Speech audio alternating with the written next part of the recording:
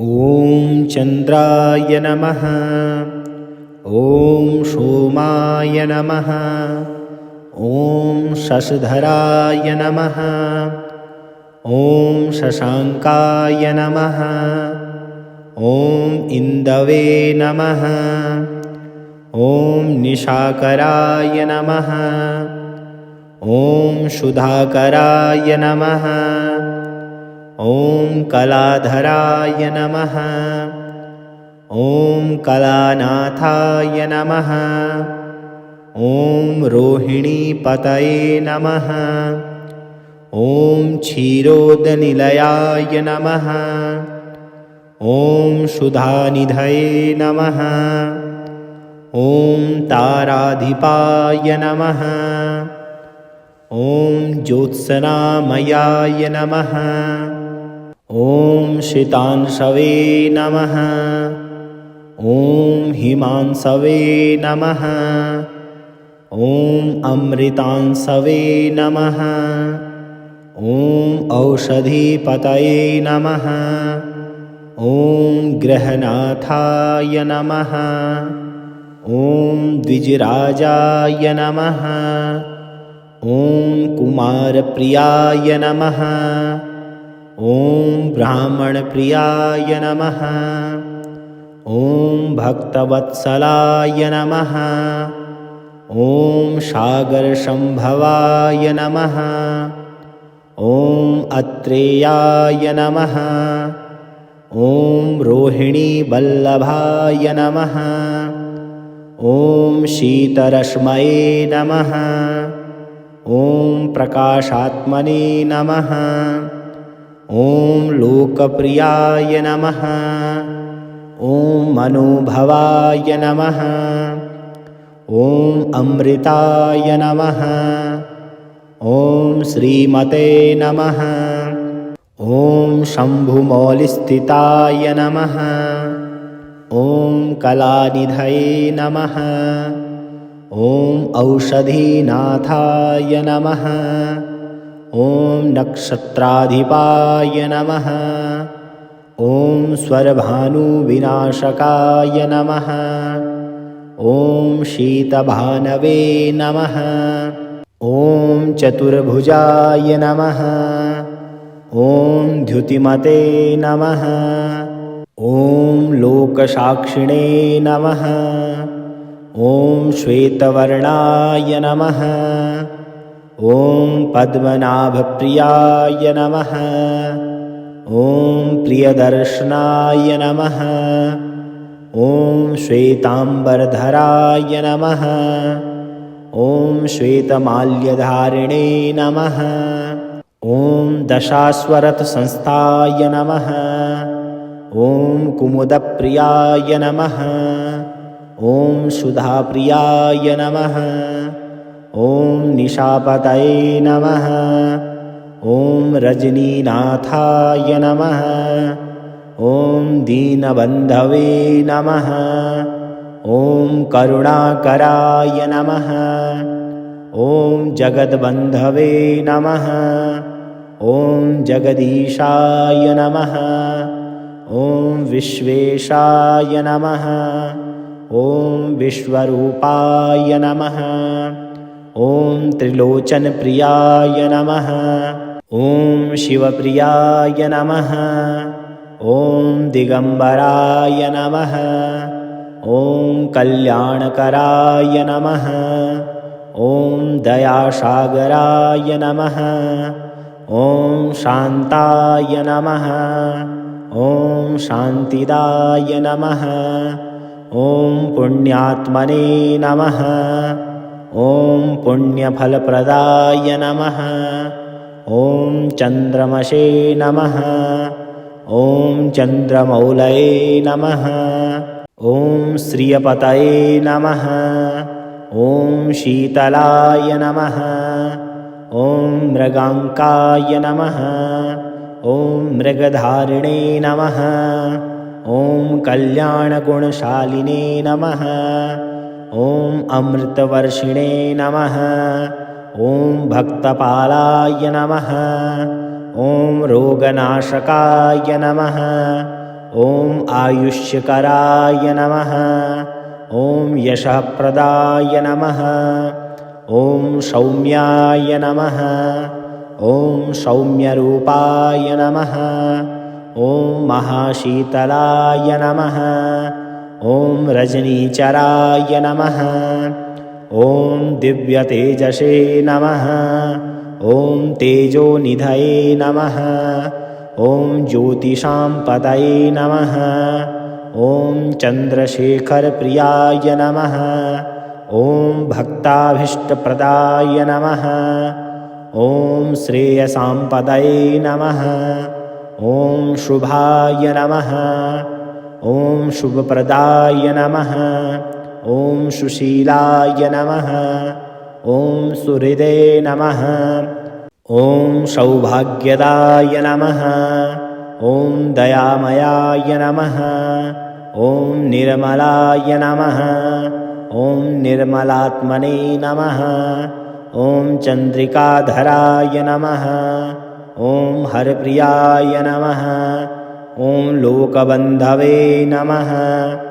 ॐ सर्वसाक्षिणे नमः।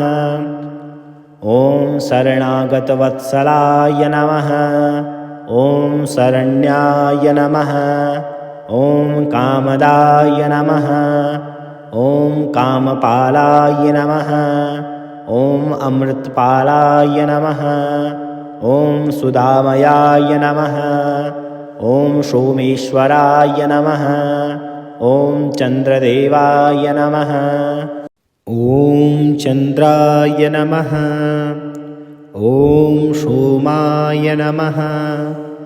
ॐ शशधराय नमः।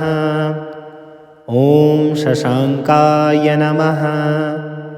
ॐ इन्दवे नमः। ॐ निशाकराय नमः। ॐ सुधाकराय नमः। ॐ कलाधराय नमः। ॐ कलानाथाय नमः। ॐ रोहिणीपतये नमः। ॐ क्षीरोदनिलयाय नमः। ॐ सुधानिधये नमः। ॐ ताराधिपाय नमः। ॐ ज्योत्स्नामयाय नमः। ॐ शीतांशवे नमः। ॐ हिमांशवे नमः। ॐ अमृतांशवे नमः। ॐ औषधीपतये नमः। ॐ गृहनाथाय नमः। ॐ द्विजराजाय नमः। ॐ कुमारप्रियाय नमः। ॐ ब्राह्मणप्रियाय नमः। ॐ भक्तवत्सलाय नमः। ॐ सागरसम्भवाय नमः। ॐ अत्रेयाय नमः। ॐ रोहिणीवल्लभाय नमः। ॐ शीतरश्मये नमः। ॐ प्रकाशात्मने नमः। ॐ लोकप्रियाय नमः। ॐ मनोभवाय नमः। ॐ अमृताय नमः। ॐ श्रीमते नमः। ॐ शम्भुमौलिस्थिताय नमः। ॐ कलानिधये नमः। ॐ औषधीनाथाय नमः। ॐ नक्षत्राधिपाय नमः। ॐ स्वरभानुविनाशकाय नमः। ॐ शीतभानवे नमः। ॐ चतुर्भुजाय नमः। ॐ द्युतिमते नमः। ॐ लोकसाक्षिणे नमः। ॐ श्वेतवर्णाय नमः। ॐ पद्मनाभप्रियाय नमः। ॐ प्रियदर्शनाय नमः। ॐ श्वेताम्बरधराय नमः। ॐ श्वेतमाल्यधारिणे नमः। ॐ दशास्वरथसंस्थाय नमः। ॐ कुमुदप्रियाय नमः। ॐ सुधाप्रियाय नमः। ॐ निशापतये नमः। ॐ रजनीनाथाय नमः। ॐ दीनबन्धवे नमः। ॐ करुणाकराय नमः। ॐ जगद्बन्धवे नमः। ॐ जगदीशाय नमः। ॐ विश्वेशाय नमः। ॐ विश्वरूपाय नमः। ॐ त्रिलोचनप्रियाय नमः। ॐ शिवप्रियाय नमः। ॐ दिगम्बराय नमः। ॐ कल्याणकराय नमः। ॐ दयासागराय नमः। ॐ शान्ताय नमः। ॐ शान्तिदाय नमः। ॐ पुण्यात्मने नमः। ॐ पुण्यफलप्रदाय नमः। ॐ चन्द्रमसे नमः। ॐ चन्द्रमौलये नमः। ॐ श्रियपतये नमः। ॐ शीतलाय नमः। ॐ मृगाङ्काय नमः। ॐ मृगधारिणे नमः। ॐ कल्याणगुणशालिने नमः। ॐ अमृतवर्षिणे नमः। ॐ भक्तपालाय नमः। ॐ रोगनाशकाय नमः। ॐ आयुष्यकराय नमः। ॐ यशःप्रदाय नमः। ॐ सौम्याय नमः। ॐ सौम्यरूपाय नमः। ॐ महाशीतलाय नमः। ॐ रजनीचराय नमः। ॐ दिव्यतेजसे नमः। ॐ तेजोनिधये नमः। ॐ ज्योतिषां पतये नमः। ॐ चन्द्रशेखरप्रियाय नमः। ॐ भक्ताभीष्टप्रदाय नमः। ॐ श्रेयसां पतये नमः। ॐ शुभाय नमः। ॐ शुभप्रदाय नमः। ॐ सुशीलाय नमः। ॐ सुहृदे नमः। ॐ सौभाग्यदाय नमः। ॐ दयामयाय नमः। ॐ निर्मलाय नमः। ॐ निर्मलात्मने नमः। ॐ चन्द्रिकाधराय नमः। ॐ हरप्रियाय नमः। ॐ लोकबन्धवे नमः। ॐ सर्वसाक्षिणे नमः। ॐ शरणागतवत्सलाय नमः। ॐ शरण्याय नमः। ॐ कामदाय नमः। ॐ कामपालाय नमः। ॐ अमृतपालाय नमः। ॐ सुधामयाय नमः। ॐ सोमेश्वराय नमः। ॐ चन्द्रदेवाय नमः। ॐ चन्द्राय नमः। ॐ सोमाय नमः। ॐ शशधराय नमः। ॐ शशाङ्काय नमः। ॐ इन्दवे नमः। ॐ निशाकराय नमः। ॐ सुधाकराय नमः। ॐ कलाधराय नमः। ॐ कलानाथाय नमः। ॐ रोहिणीपतये नमः। ॐ क्षीरोदनिलयाय नमः। ॐ सुधानिधये नमः। ॐ ताराधिपाय नमः।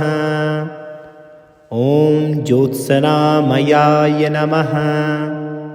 ॐ शीतांशवे नमः। ॐ हिमांशवे नमः। ॐ अमृतांशवे नमः। ॐ औषधीपतये नमः। ॐ गृहनाथाय नमः। ॐ द्विजराजाय नमः। ॐ कुमारप्रियाय नमः। ॐ ब्राह्मणप्रियाय नमः। ॐ भक्तवत्सलाय नमः। ॐ सागरसम्भवाय नमः। ॐ अत्रेयाय नमः। ॐ रोहिणीवल्लभाय नमः। ॐ शीतरश्मये नमः। ॐ प्रकाशात्मने नमः। ॐ लोकप्रियाय नमः। ॐ मनोभवाय नमः। ॐ अमृताय नमः। ॐ श्रीमते नमः। ॐ शम्भुमौलिस्थिताय नमः। ॐ कलानिधये नमः। ॐ औषधीनाथाय नमः। ॐ नक्षत्राधिपाय नमः। ॐ स्वरभानुविनाशकाय नमः। ॐ शीतभानवे नमः। ॐ चतुर्भुजाय नमः। ॐ द्युतिमते नमः। ॐ लोकसाक्षिणे नमः। ॐ श्वेतवर्णाय नमः। ॐ पद्मनाभप्रियाय नमः। ॐ प्रियदर्शनाय नमः। ॐ श्वेताम्बरधराय नमः। ॐ श्वेतमाल्यधारिणे नमः। ॐ दशास्वरथसंस्थाय नमः। ॐ कुमुदप्रियाय नमः। ॐ सुधाप्रियाय नमः। ॐ निशापतये नमः। ॐ रजनीनाथाय नमः। ॐ दीनबन्धवे नमः। ॐ करुणाकराय नमः। ॐ जगद्बन्धवे नमः। ॐ जगदीशाय नमः। ॐ विश्वेशाय नमः। ॐ विश्वरूपाय नमः। ॐ त्रिलोचनप्रियाय नमः। ॐ शिवप्रियाय नमः। ॐ दिगम्बराय नमः। ॐ कल्याणकराय नमः। ॐ दयासागराय नमः। ॐ शान्ताय नमः। ॐ शान्तिदाय नमः। ॐ पुण्यात्मने नमः। ॐ पुण्यफलप्रदाय नमः। ॐ चन्द्रमसे नमः। ॐ चन्द्रमौलये नमः। ॐ श्रियपतये नमः। ॐ शीतलाय नमः। ॐ मृगाङ्काय नमः। ॐ मृगधारिणे नमः। ॐ कल्याणगुणशालिने नमः। ॐ अमृतवर्षिणे नमः। ॐ भक्तपालाय नमः। ॐ रोगनाशकाय नमः। ॐ आयुष्यकराय नमः। ॐ यशःप्रदाय नमः। ॐ सौम्याय नमः। ॐ सौम्यरूपाय नमः। ॐ महाशीतलाय नमः। ॐ रजनीचराय नमः। ॐ दिव्यतेजसे नमः। ॐ तेजोनिधये नमः। ॐ ज्योतिषां पतये नमः। ॐ चन्द्रशेखरप्रियाय नमः। ॐ भक्ताभीष्टप्रदाय नमः। ॐ श्रेयसां पतये नमः। ॐ शुभाय नमः। ॐ शुभप्रदाय नमः। ॐ सुशीलाय नमः। ॐ सुहृदे नमः। ॐ सौभाग्यदाय नमः। ॐ दयामयाय नमः। ॐ निर्मलाय नमः। ॐ निर्मलात्मने नमः। ॐ चन्द्रिकाधराय नमः। ॐ हरप्रियाय नमः। ॐ लोकबन्धवे नमः। ॐ सर्वसाक्षिणे नमः। ॐ शरणागतवत्सलाय नमः। ॐ शरण्याय नमः। ॐ कामदाय नमः। ॐ कामपालाय नमः। ॐ अमृतपालाय नमः। ॐ सुधामयाय नमः। ॐ सोमेश्वराय नमः। ॐ चन्द्रदेवाय नमः। ॐ चन्द्राय नमः। ॐ सोमाय नमः। ॐ शशधराय नमः। ॐ शशाङ्काय नमः। ॐ इन्दवे नमः। ॐ निशाकराय नमः। ॐ सुधाकराय नमः। ॐ कलाधराय नमः। ॐ कलानाथाय नमः। ॐ रोहिणीपतये नमः। ॐ क्षीरोदनिलयाय नमः। ॐ सुधानिधये नमः। ॐ ताराधिपाय नमः। ॐ ज्योत्स्नामयाय नमः। ॐ शीतांशवे नमः। ॐ हिमांशवे नमः। ॐ अमृतांशवे नमः। ॐ औषधीपतये नमः। ॐ गृहनाथाय नमः। ॐ द्विजराजाय नमः। ॐ कुमारप्रियाय नमः। ॐ ब्राह्मणप्रियाय नमः। ॐ भक्तवत्सलाय नमः। ॐ सागरसम्भवाय नमः। ॐ अत्रेयाय नमः। ॐ रोहिणीवल्लभाय नमः। ॐ शीतरश्मये नमः। ॐ प्रकाशात्मने नमः। ॐ लोकप्रियाय नमः। ॐ मनोभवाय नमः। ॐ अमृताय नमः। ॐ श्रीमते नमः। ॐ शम्भुमौलिस्थिताय नमः। ॐ कलानिधये नमः। ॐ औषधीनाथाय नमः। ॐ नक्षत्राधिपाय नमः। ॐ स्वरभानुविनाशकाय नमः। ॐ शीतभानवे नमः। ॐ चतुर्भुजाय नमः। ॐ द्युतिमते नमः। ॐ लोकसाक्षिणे नमः। ॐ श्वेतवर्णाय नमः। ॐ पद्मनाभप्रियाय नमः। ॐ प्रियदर्शनाय नमः। ॐ श्वेताम्बरधराय नमः। ॐ श्वेतमाल्यधारिणे नमः। ॐ दशाश्वरथसंस्थाय नमः। ॐ कुमुदप्रियाय नमः।